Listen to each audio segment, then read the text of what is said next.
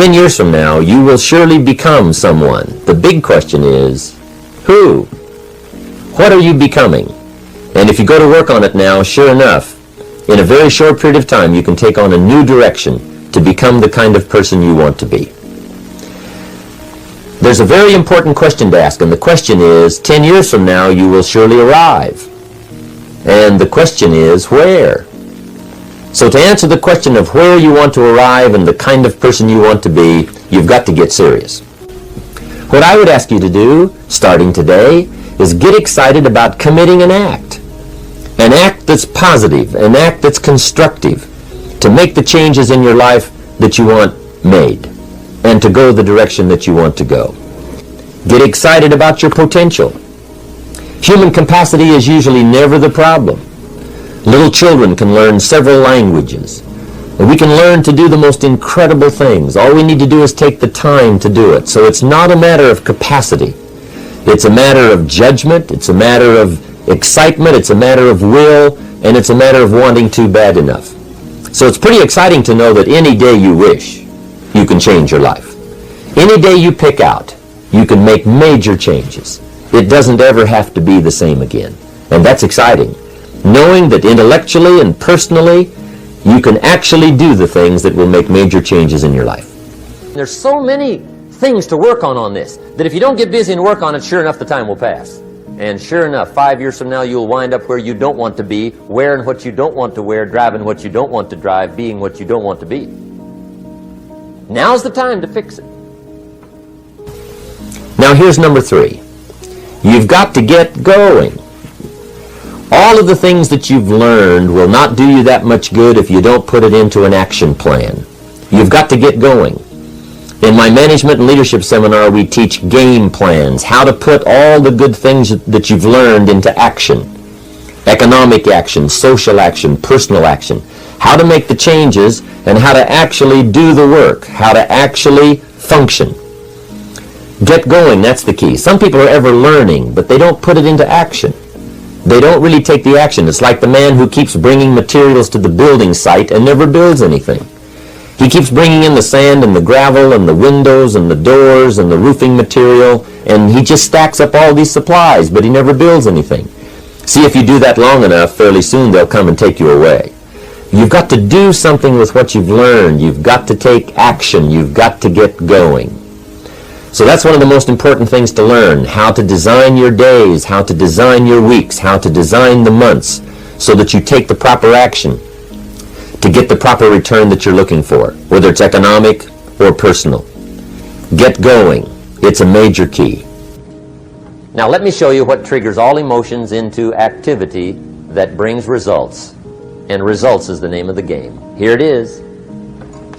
Action. Finally, you must do something about how you feel. Jesus, the master teacher, said, don't just be listeners, be doers. The world admires the doers. Whatever it takes to get you to try harder, read more, set your goals, and go for it.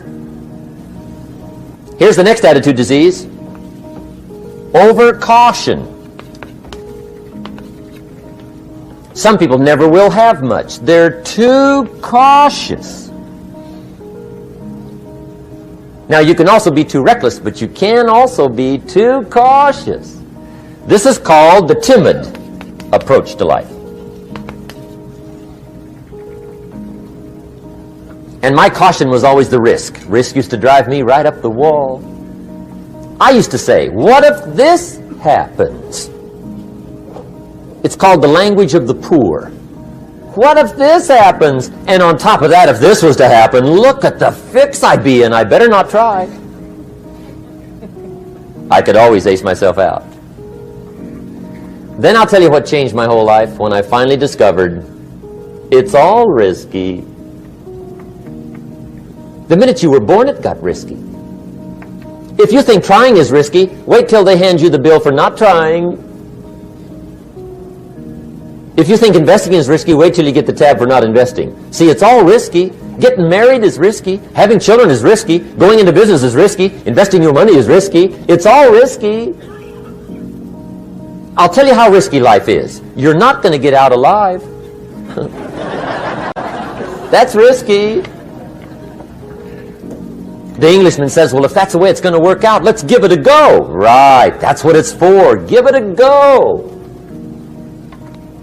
Somebody says, yeah, but I'm looking for safety and security.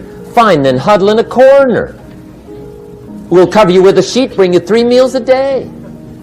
And we'll protect you, feed you, look after you, care for you. We won't let anything happen to you. And you'll probably live to be 100. The guy said, well, yeah, I'd live to be 100. But what a way to live. Right. What a way to live, safe and secure. Don't ask for security. Ask for adventure. Better to live 30 years full of adventure than 100 years safe in the corner. And see, it's not important how long you live. What's important is how you live. Here's the next attitude disease. We're almost through with this motley list. In fact, we're almost through. Hang on. The next one is pessimism. Pessimism, the deadly disease of always looking on the bad side, the problem side, the difficult side, checking all the reasons why it can't be done. The poor pessimist leads an ugly life. He doesn't try to figure out what's right. He tries to figure out what's wrong. He doesn't look for virtue. He looks for faults. And when he finds them, he's delighted. How ugly. This is the poor guy who looks through the window, doesn't see the sunset. He sees the specks on the window.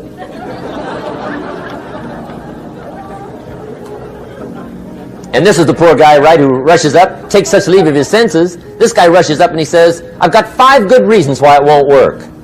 He's so dumb he doesn't know all he needs 1. He's got 5.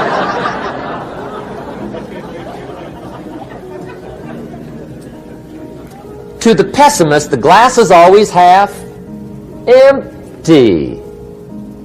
To the optimist, the glass is half full. Why would the same measure affect people 2 different ways? Answer, it all depends on how you look at it. Our lives are mostly affected by the way we think things are, not the way they are. The way we think they are affects us most. There's a subject we don't have time to get into tonight called better thinking habits. One of the major things Shove taught me when I met him, he said, poor thinking habits keeps most people poor. Not poor working habits. Most people work hard, but they don't think hard. And Shove taught me that the mind is like a factory, a mental factory. And whatever you think about all day long pours ingredients into this mental factory. And that's what builds the economic, social, financial fabric of your life. He quoted me a Bible phrase that says, as you think, so you become. How awesome. When he talked about poor thinking habits, he had me. I used to start the day reading the morning newspaper. I mean, you can believe that or not. I'd get a cup of coffee and read the paper. I'd load up on wars and riots and murders and stabbings and killings and bank robberies and muggings and car wrecks and tragedies. I'd even read the back pages. I seem to like that stuff for some weird reason. I'd load up on all that, and then I'd start the day. You can imagine the kind of days I used to have. You walk around on your financial knees. They call you economic peewee.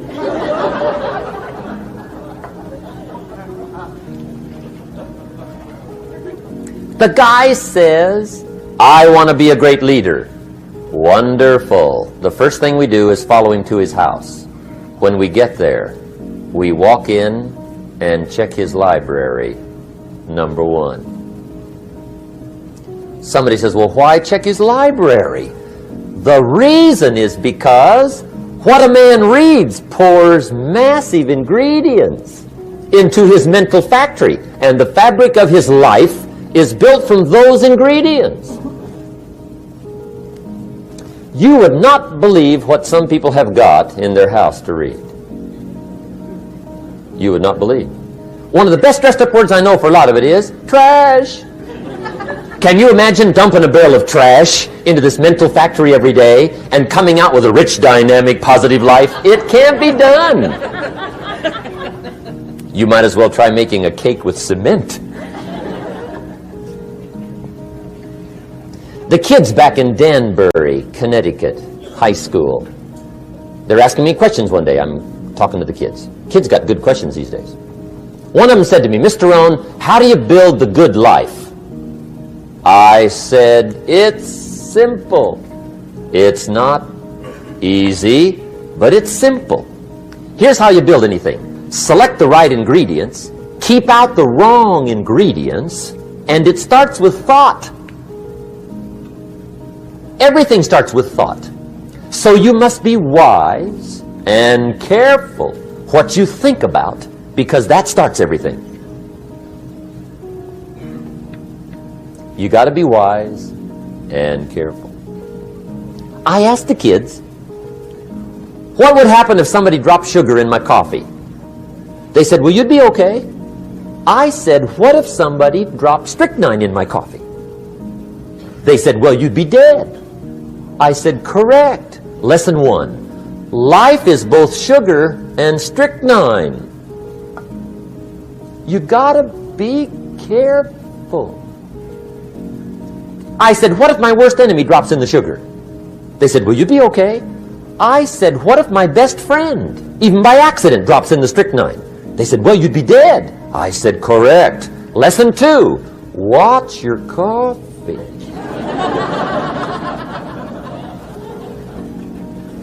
You got to be careful. See, it doesn't matter who hands you the bad stuff. It doesn't matter where you get the bad stuff. It'll still do its damage on your bank account, wherever you get it. Mr. Schoaf gave me one of the greatest phrases when I first met him when he said, Jim, every day stand guard at the door of your mind. How important. Stand guard at the door of your mind. And you decide what goes into your mental factory. Don't let anybody just dump anything they want to in your mental factory, because you've got to live with the results. Okay, here's the last disease, and we're through with this list. In fact, we're almost through. Hang on. The last subject is very brief. The last disease, but this one is deadly. Engage in this one, indulge in it even slightly, and you might as well forget the future, because it's going to forget you. Complaining, crying, whining, griping. A Bible word called murmuring. See, that'll ace your future. Spend 5 minutes complaining, and you have wasted 5. And you may have begun what's known as economic cancer of the bone. Surely they will soon haul you off into a financial desert and there let you choke on the dust of your own regret. I hope I said that well, so you won't forget. It's a deadly disease.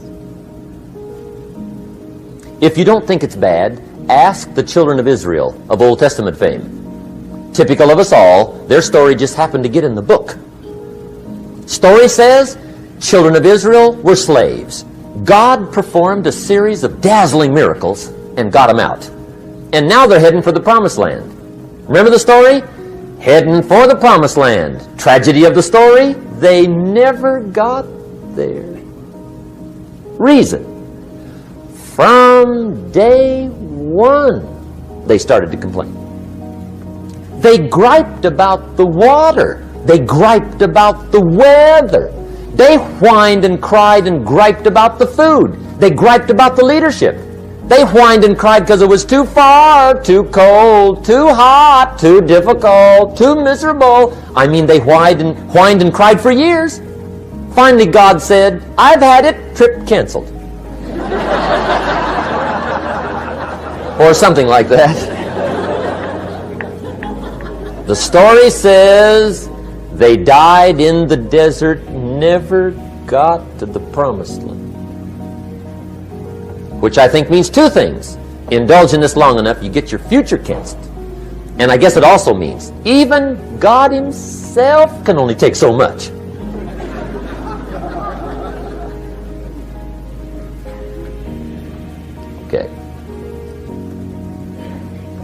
Just be on the lookout of the things that can destroy all the good you start. The war is on.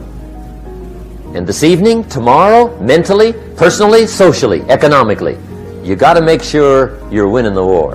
And this is part of it.